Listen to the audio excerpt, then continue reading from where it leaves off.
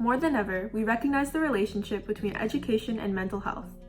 During this Mental Health Week, YouthTALK is collaborating with Upper Grand District School Board and Wellington Catholic District School Board to talk about STRIVE, which is an acronym standing for Stigma Reduction, Truth, Relationship, Identity, Vision, and Engagement. So before we begin, we wanted to introduce to you who we are.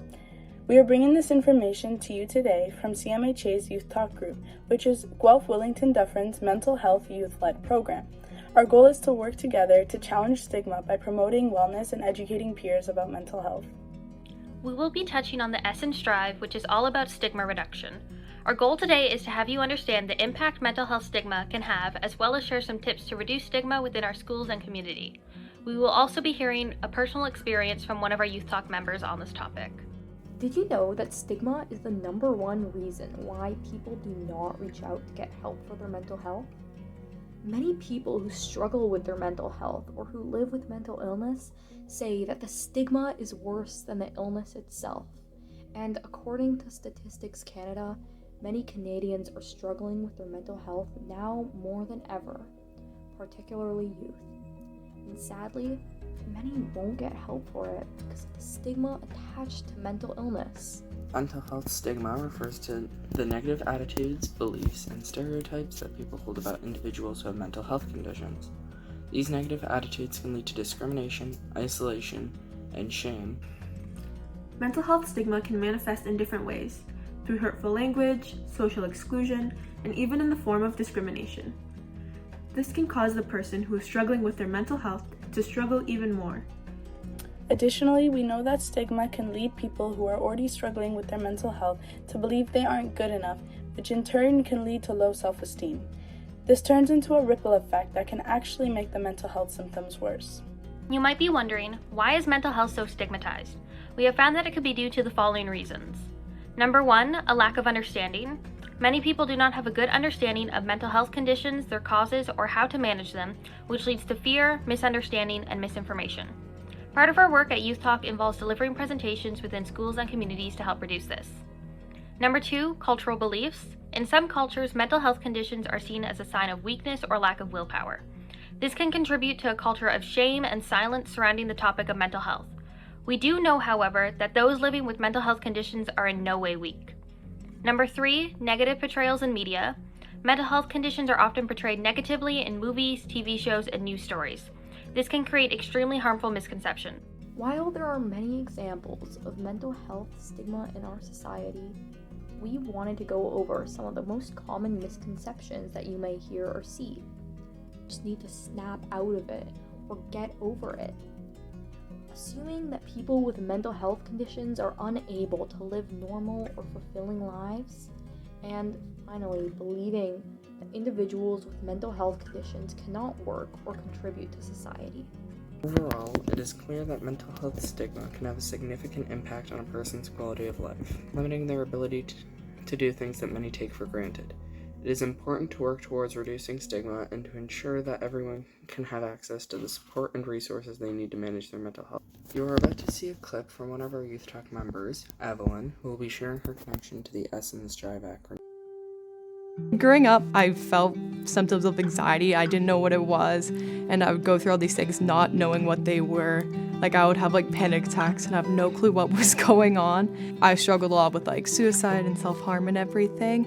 And through the whole time, I had people saying I wasn't depressed enough and stuff like that, and I wanted it for attention. So I felt like everyone was on my back about everything despite already struggling enough. Starting in grades 7, it's when I really went downhill. I struggled so much, and then I lost my friend to suicide, which was really hard.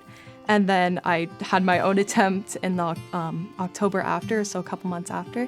So I felt like I was going through all of this and that there was no one with me, and there was no one who was there supporting me. So my letter is S, so it stands for stigma, which is something I'm very passionate about trying to stop, because especially that's something that caused me a lot of pushback against recovery was stigma. So I want to, spread more awareness about it. And I feel like people just need to know that mental illness or conditions or anything like that don't have a look. They just look like normal people and everything like that.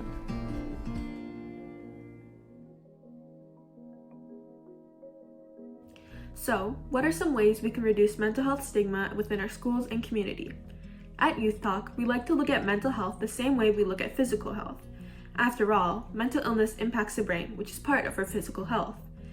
If we were to think about mental illness the same way we thought about physical illness, there would be much less stigma in the world. We would never discriminate against someone who shared with us that they are diagnosed with cancer, right?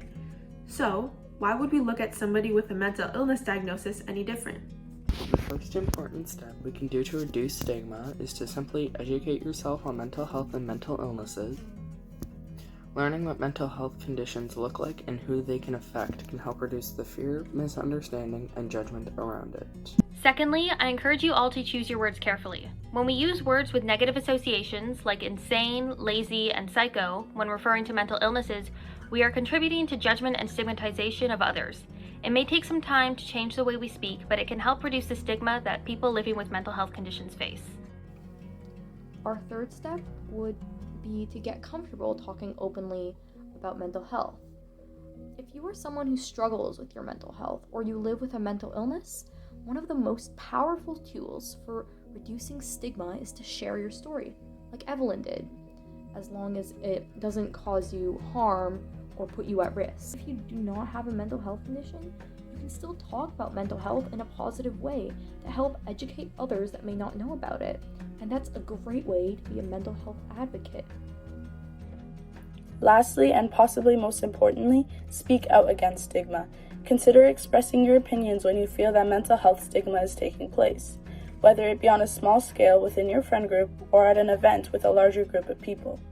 Speaking out against stigma can actually help someone around you who is feeling ashamed to let them know that they are not alone and that somebody understands. This can also be a great opportunity to increase understanding and awareness towards those who have misinformation about mental health struggles and mental illnesses. Overall, speaking about mental health stigma is important for creating a culture of understanding, acceptance, and support for individuals with mental health conditions. We have come a long way in terms of talking about mental health, but it's just a start. There's always room to improve and further educate ourselves on mental health to continue to reduce the stigma. Mental health stigma plays a significant role in the lives of people living with mental health conditions, from the way they are treated to the way they feel about themselves.